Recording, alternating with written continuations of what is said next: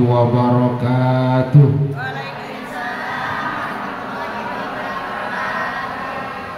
Alhamdulillah, alhamdulillahilladzi an'ama alaina bi ni'matil imani wal islam. Wassalatu wassalam ala asyrafil anbiya'i wal mursalin sayyidina wa maulana Muhammad wa ala alihi wa ashabihi ajma'in. Qalu subhanaka la ilma lana illa ma 'allamtana innaka antal alimul hakim. Rabbi shrah li sadri wa yassir li amri wahlul 'uqdatam min lisani yafqahu qawli. Amma ba'du. Ibu sekalian jamaah Majelis Ta'lim An-Nadwah yang dimuliakan Allah, alhamdulillah, pada pagi menjelang siang hari ini Allah masih memberikan kenikmatan kepada kita semuanya. Karena kenikmatan itulah hari ini kita bisa hadir, hari ini kita bisa duduk bersama-sama. Yang pertama tentunya kita melaksanakan rutinitas taklim mingguan kita. Mudah-mudahan langkah kita dari rumah menuju ke tempat yang insya Allah penuh dengan keberkahan ini senantiasa Allah catat sebagai amal baik untuk kita semuanya. Amin. Yang kedua, tentunya pada hari ini merupakan kegiatan akhir. Terima kasih.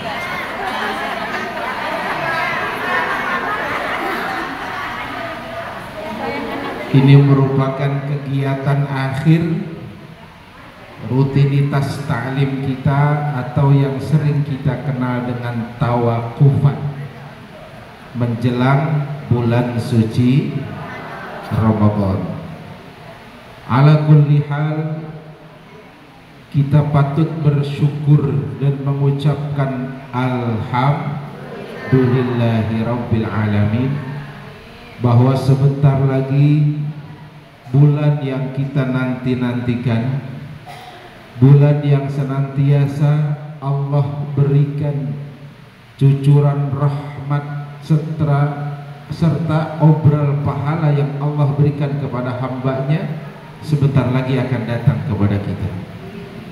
Mudah-mudahan kita senantiasa berdoa kepada Allah agar kita disampaikan kepada bulan suci Ramadan. Amin ya rabbal alamin. Hadirat jamaah Majelis Ta'lim An-Nadwah yang dimuliakan Allah, sebentar Bu, agak perih mata saya. Tadi habis dipakein, ada tisu gak ya? Habis dipakein obat salep keringet ke mata. Izin Bu. Soalnya susah banget. Kata bisa ke tangan. Kemarin begini. Kan bahasa Ada kegiatan tawakufan. Hari ini kita bersyukur bahwa masih diberikan kenikmatan umur yang panjang, kenikmatan sihah wal afiyah, kenikmatan masih bisa duduk bersama-sama di dalam majelis ilmu, majelis taklim, yang tentunya ini merupakan bagian daripada persiapan kita menuju akhirat nanti. Karena sudah pasti ketika kita hadir di dalam majelis ilmu, hadir di dalam majelis taklim, maka itu merupakan bagian daripada upaya kita membekali diri sesuai dengan firman Allah Subhanahu wa taala, wa tazawwadu fa inna khairaz zadit taqwa. Terus banyakin bekal kita, Bu.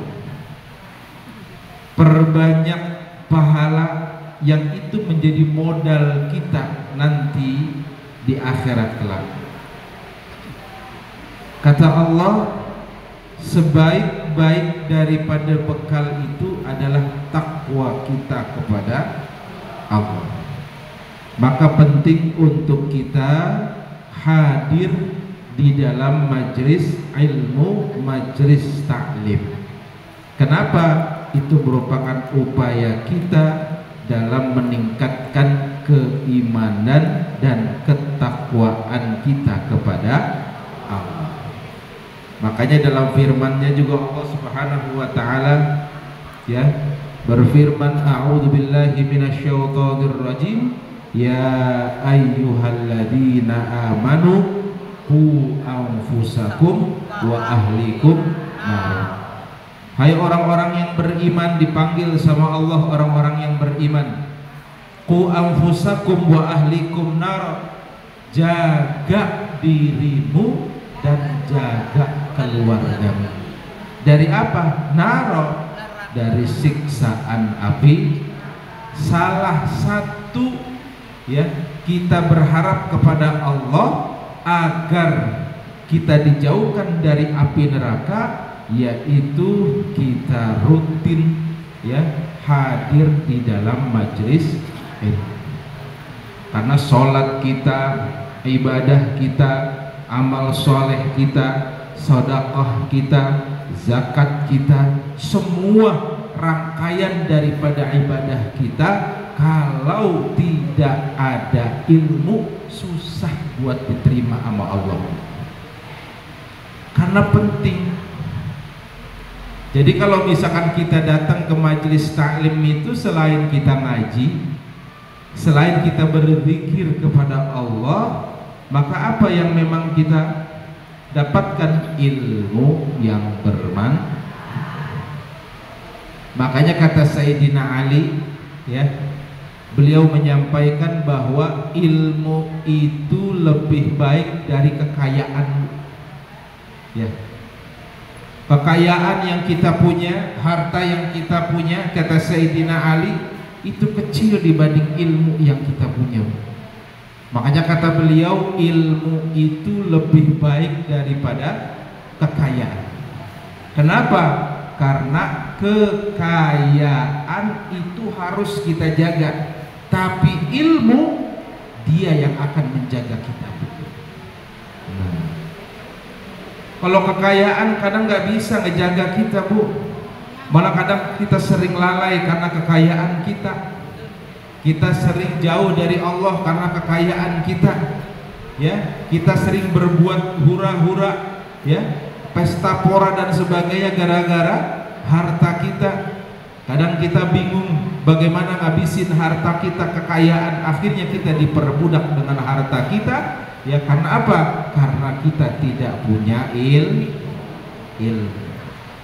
Makanya kalau punya ilmu, ya insya Allah dia yang akan jaga kita, Bu.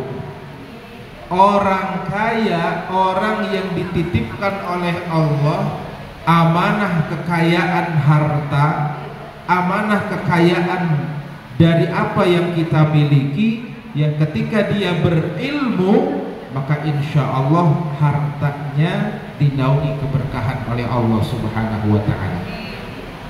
Jadi nikmat, makanya utamakan ilmu dulu.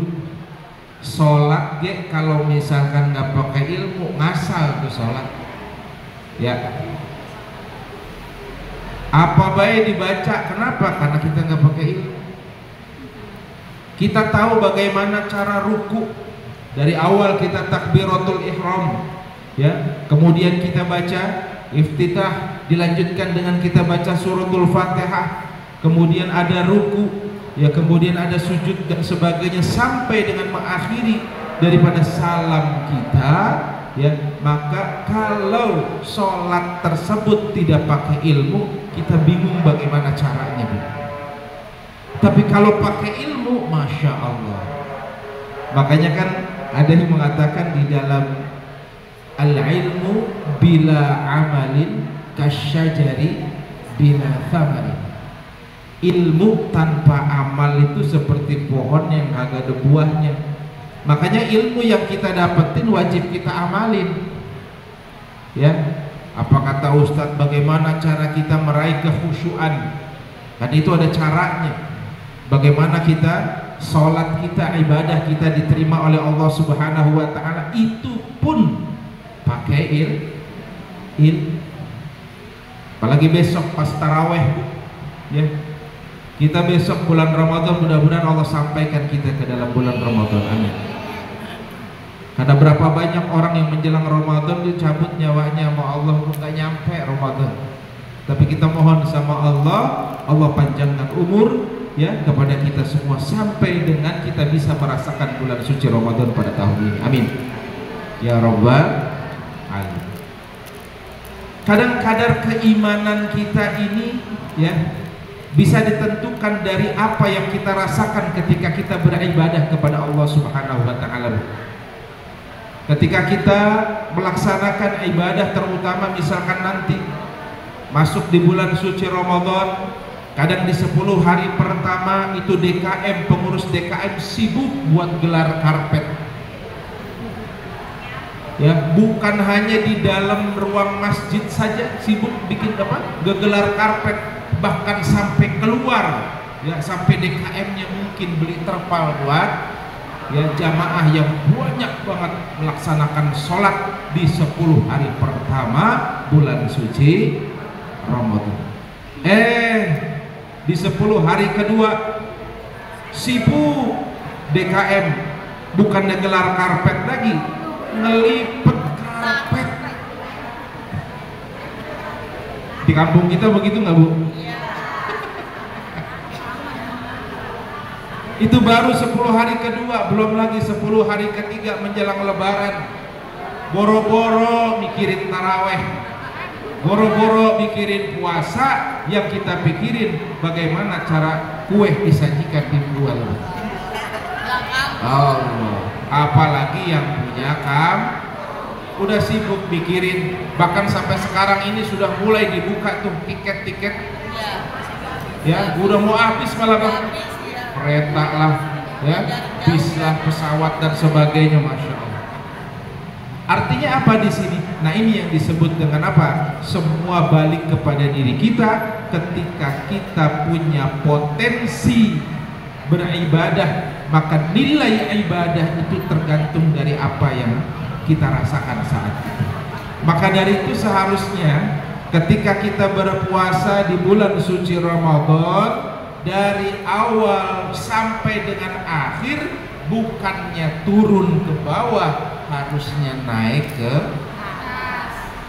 Apa maksudnya? Semakin rajin ibadah kita. Makanya kalau misalkan kita lihat di Makkah Al-Mukarramah, di Masjidil Haram, kita lihat di Madinah Al-Munawwarah, Masjid Nabawi, semakin dekat dengan bulan Syawal semakin banyak orang yang melaksanakan qiyamul lail. Kenapa? Karena biasanya kalau kita melihat riwayat kaitannya dengan Lailatul Qadar, itu akan turun fi ashril awakhir min Ramadan, di 10 terakhir bulan Ramadan. Maka penting untuk kita ya, kita gak usah sibuk ya, kita persiapan lebaran itu udah biasa ya. Kadang biasa kan gak mungkin, misalkan ada tetangga yang datang ya gak suguhin kue, walaupun sebetulnya gak ada masalah kan begitu, tapi karena sudah adat, udah kebiasaan, akhirnya kita bikin kue ya. Padahal kadang ini makanan yang saya rasakan ini mah Bu, kue di rumah padahal rasanya sama dengan kue di tetangga. Kalau kita ke tetangga pengen makan bae tuh kuenya Bu, tapi kalau kue di sini mah nggak dimakan-makan ya Bu ya. Itu apa? Ketika lebaran nyiplak bae bawaannya ya, nyiplak terus nyiplak. Kenapa? Karena memang itu, padahal kalau di rumah kita ada kue nastar, di rumah kita ada kacang goreng, di rumah kita ada rengginang, di rumah kita ada akar kelapa, dan di tempat tetangga sama baik kuenya ya, yang bikin sama ya. Empok inem. Dia mesen di situ biasa gitu Bu. Iya kan? Sama rasanya. Tapi apa? Yang nikmat itu ketika kita makan yang disungguhin sama tetangga kita Bu. Makanya ini yang disebut dengan keberkahan. Ya kadang itu kita lebih enak menikmati apa yang disajikan oleh orang lain daripada apa yang kita sajikan sendiri Bu. Apa di situ ada nilai yang disebut dengan silaturahim. Mudah-mudahan tentunya ya Allah berikan kemudahan, kelancaran ya kepada kita semua dalam merangkai semua rutinitas kehidupan kita ya, terutama menjelang daripada kita melaksanakan puasa di bulan Ramadan. Saat ini kita sudah memasuki lebih dari pertengahan bulan Sya'ban. Kemarin malam kita melaksanakan bulan nisfu Sya'ban Bu, malam Minggu. Hampir semua masjid melaksanakan nisfu Sya'ban. Masya Allah. Bahkan di beberapa masjid ya, kemarin kebetulan saya nisfu Sya'ban di Bogor, Masya Allah luar biasa, penuhnya Masya Allah. Kenapa? Karena itu merupakan bagian daripada antusiasme masyarakat menjelang ya datangnya bulan suci Ramadan. Kenapa? Terlebih ada beberapa dalil ataupun hadis yang mengatakan terkait dengan kita melaksanakan atau mengisi malam-malam nisfu Sya'ban sesuai dengan sabda Rasulullah SAW bahwasannya pada malam nisfu Sya'ban Allah turun mendekatin makhluknya, kemudian apa ya, mengampuni semua dosa-dosa daripada orang-orang yang menghidupkan malam nisfu Sya'ban, kecuali dua. Siapa? Orang yang musyrik, dan yang kedua yaitu musyahin. Siapa musyahin? Orang yang selalu terbersit hatinya benci kepada makhluk Allah. Hati-hati Bu, kita benci sama capres, hati-hati tuh. Nah itu makhluk Allah juga. Iya kan? Ini bahaya. Ini sekarang ini kita mau menjelang Ramadan, bersihin hati kita Bu. Ya, apalagi sudah lebih dari 15 Sya'ban, sekarang sudah 16 Sya'ban ya. Tentunya apa yang harus kita lakukan? Banyak zikir kita kepada Allah. Makanya ada dua peristiwa di dalam bulan Sya'ban. Yang pertama, di bulan Sya'ban ini diturunkan perintah peralihan arah kiblat ya. Jadi bulan Sya'ban ini luar biasa, diturunkannya perintah peralihan arah kiblat yang tadinya menuju Baitul Maqdis, kemudian ya dipindah apa? Fawalli wajhaka syatral masjidil haram, ke Masjidil Haram di Makkah Al-Mukarramah. Itu yang pertama. Yang kedua ya, ada perintah dari Allah Subhanahu wa taala di dalam surah Al-Ahzab ayat 56. Perintahnya apa? Untuk bersolawat kepada junjungan baginda Nabi besar kita Muhammad sallallahu alaihi wasallam. Itu turun di bulan Sya'ban. Apa ayatnya? Innallaha wa malaikatahu yusalluna 'alan nabi ya ayyuhalladzina amanu sallu alaihi wa sallimu taslima. Apal semua Bu? Makanya kita sebagai hamba Allah, sebagai umat Rasulullah sallallahu alaihi wasallam, ketika ada perintah ya di bulan Sya'ban ini terkait dengan perintah sholawat kepada Nabi Muhammad sallallahu alaihi wasallam, maka apa yang kita lakukan selaku makhluk Allah? Maka apa yang kita lakukan selaku hamba Allah dan umat dari Rasulullah sallallahu alaihi wasallam? Yaitu istiqamah di dalam bersolawat kepada Nabi Muhammad sallallahu alaihi wasallam. Udah Bu, enak. Kalau memang ibu-ibu paling gampang baca sholawat, ya. Mau ngapain aja ibu-ibu bisa bersolawat sambil nyapu baca sholawat, ya. Sambil nyuci piring baca sholawat, ya. Bahkan sambil ngelonin bocah baca sholawat. Enak. Ya terserah sholawatnya bagaimana, terserah. Yang dihafal sama ibu aja udah, ya. Salatullah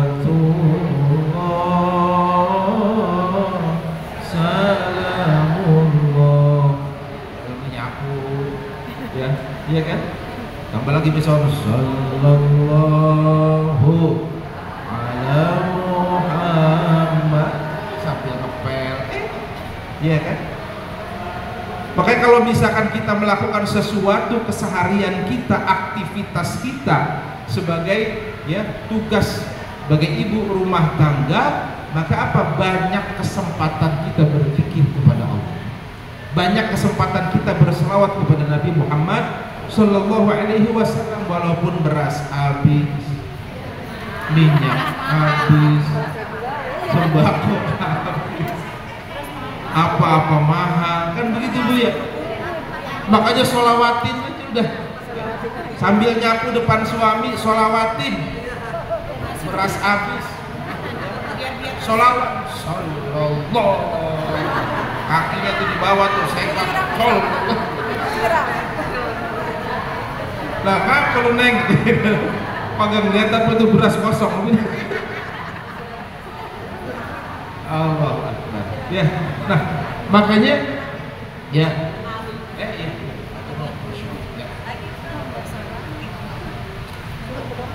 makanya banyak kesempatan kita untuk bersalawat kepada Nabi, ya. Ngapain aja kita, tapi jangan di kamar mandi juga, ya. Artinya di tempat-tempat di mana aktivitas kita sambil nyetrika, sambil nyuci segala macam semua, baca salawat yang banyak, dah. Apalagi di nisfu Sya'ban menjelang daripada Ramadan, ya, banyakin salawat kita kepada Nabi Muhammad SAW.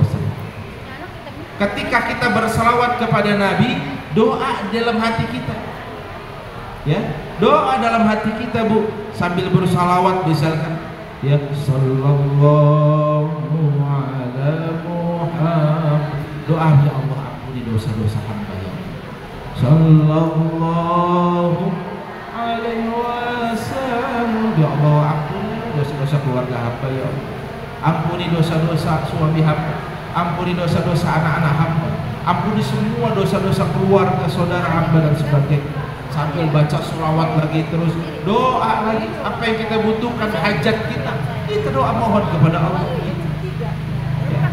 Jadi melalui wasilah daripada kita bersalawat kepada Nabi Muhammad SAW, insya Allah apa yang kita butuhkan, apa yang kita panjatkan dikabulkan oleh Allah Subhanahu wa Ta'ala.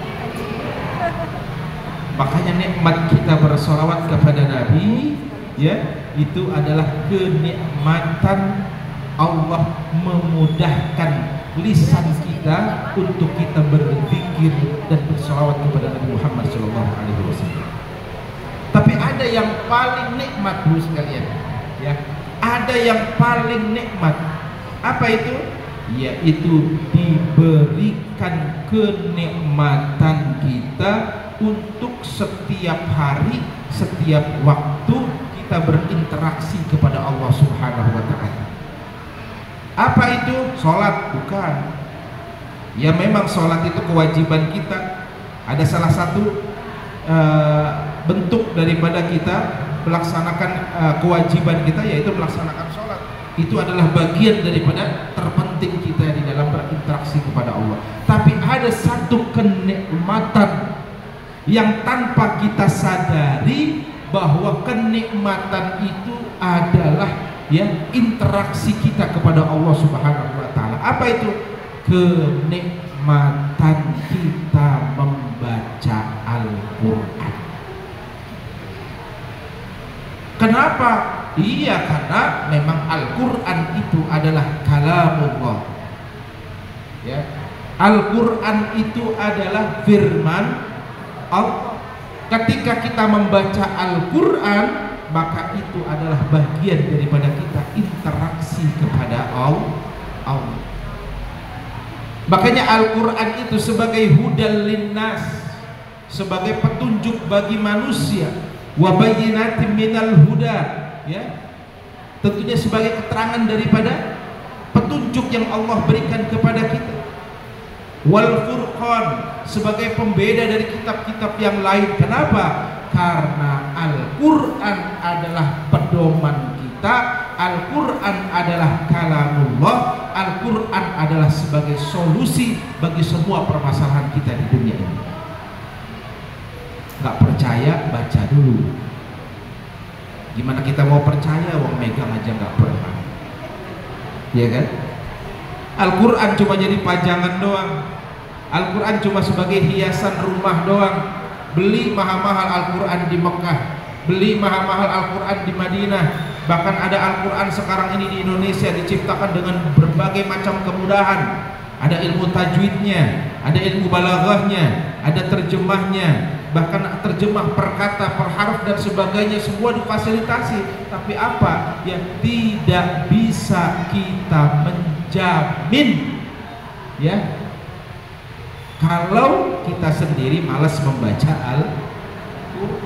Wah, itu tuh beli Al-Quran model kayak ya yang tebel punya, yang terjemahan dari Kemenag, terjemahan dari ini, udah di segala macam semuanya, sampai ada Latinnya, Bu, ya, bahasa Arab kemudian Latin di bawahnya biar kita mudah membaca dan sebagainya. Terus kemudian sekarang ada lagi Al-Quran anak-anak, Bu, bagaimana cara membaca Al-Quran yang baik, tinggal dipencet doang powernya. A'udzubillahi minasyaitonir rajim, ya kan? Kemudian pencet lagi, tulis lagi Bismillahirrahmanirrahim, pencet lagi Alhamdulillahirabbil, pencet begitu doang udah bunyi Alhamdulillahirabbil alamin. Tinggal pilih ini, ada Syekh Syari Rashid, ada Syekh Sudes, ada Syekh segala macam, tinggal pilih udah. Ini ada yang anak-anak dan sebagainya, udah tinggal pilih, gampang kan, Bu, begitu ya? Iya. Yang ngomong siapa, yang ngajarin siapa, Bu? Digital, ya. Sekarang gampang, udah beli sekian juta harganya, ngajarin anak pakai digital, selesai Ustadz, Bu, habis. Guru TPA udah habis semua, udah. Emang dibayar per bulan timbang 30.000, iya kan? Tambah lagi ada digital, selesai udah, TPA tutup. Ya, kenapa? Udahlah, anak mah cukup dipakai ini aja, lebih aman di rumah. Ibu sekalian yang dirahmati oleh Allah, maka yang paling utama, ya, kenikmatan yang Allah berikan kepada kita itu adalah kenikmatan di dalam berinteraksi kita dengan Allah melalui bacaan Al-Quran. Mohon doanya, Bu. Besok insya Allah ada salah satu siswa kita yang melalui proses, ya, di beberapa tingkatan, baik dari tingkat gugus kecamatan. Besok insya Allah akan ada kegiatan musabaqah hifdzil Quran di daerah Cikarang Utara untuk Kabupaten Bekasi. Mohon doanya mudah-mudahan nanti sampai tingkat provinsi, sampai dengan tingkat nasional, ya. Karena memang ini kegiatan perdana untuk sekolah-sekolah, biasanya umum, ya. Jadi ada kegiatan sekarang ini musabaqah BTQ namanya, perlombaan baca tulis Al-Quran, ya, tingkat Kabupaten Bekasi, dan kemarin sudah melalui 3 tahapan seleksi, dan alhamdulillah anak kita berhasil. Dari total Setambun Selatan, sekolah negeri dan swasta, hampir 80 sekolah, alhamdulillah, ya, anak kita mewakili Tambun Selatan untuk di Kabupaten Bekasi. Alhamdulillah. Ini doa dari ibu sekalian, ya. Terakhir, Bu, ya, terakhir. Ini tentunya menjelang ibadah bulan suci Ramadan yang menjadi harapan bagi hamba Allah, harapan bagi umat Rasulullah SAW, bahwa setiap kita, ya, menghadapi atau mendekati daripada bulan suci Ramadan, apa langkah yang harus kita lakukan? Yang paling utama itu adalah jangan pernah kita berhenti berdoa kepada Allah Subhanahu wa Ta'ala. Ya, karena doa ini merupakan bagian daripada senjata orang-orang mukmin. Doakan yang baik untuk kita pribadi. Jangan doa yang memang macam-macam, ya. Apalagi misalkan doa minta mati, jangan. Ya, tapi doa minta husnul khatimah. Ya Allah, kalau begini terus gue pengen mati urusannya. Ya kan, banyak banget ini segala macam masalah. Ditambah lagi nanti Ramadan, belum lagi Lebaran, bini lagi ngoceh. Mending baik gue mati aja dah. Artinya apa di sini ibu sekalian? Doa yang baik. Doain laki kita, doain anak kita, doain cucu kita, dan doain diri kita sendiri. Apa? Yang pertama doa kita agar kita disampaikan kepada bulan Ramadan. Ya. Apa? Allahumma ballighna Ramadan. Sekarang masih bulan Sya'ban, ya. Pada bulan Rajab perintah apa yang memang dicontohkan oleh Rasulullah SAW ketika datang bulan Rajab, Sya'ban dan juga selama Ramadan. Apa doa kita? Allahumma barik lana fi Rajab wa Sya'ban wa ballighna Ramadan. Itu doa kita. Yang paling utama itu adalah keberkahan di bulan Rajab udah lewat. Sekarang kita minta nih, ya, menjelang akhir bulan Sya'ban, kita minta keberkahan dari Allah Subhanahu wa taala. Dan terakhir kita mohon kepada Allah disampaikan kepada bulan suci Ramadan. Doa, ya, doa banyakin. Itu yang paling utama. Insyaallah mudah-mudahan dengan kita berdoa kepada Allah Subhanahu wa taala senantiasa Allah kabulkan, ya, dari apa yang kita hajatkan, dari apa yang kita panjatkan, dari apa yang kita mohon kepada Allah Subhanahu wa taala, karena kita berharap bahwa bulan Sya'ban ini sebagai bulan yang kita latih untuk diri kita di dalam mengedepankan nilai ibadah kita kepada Allah Subhanahu wa taala, insya Allah. Baik, ada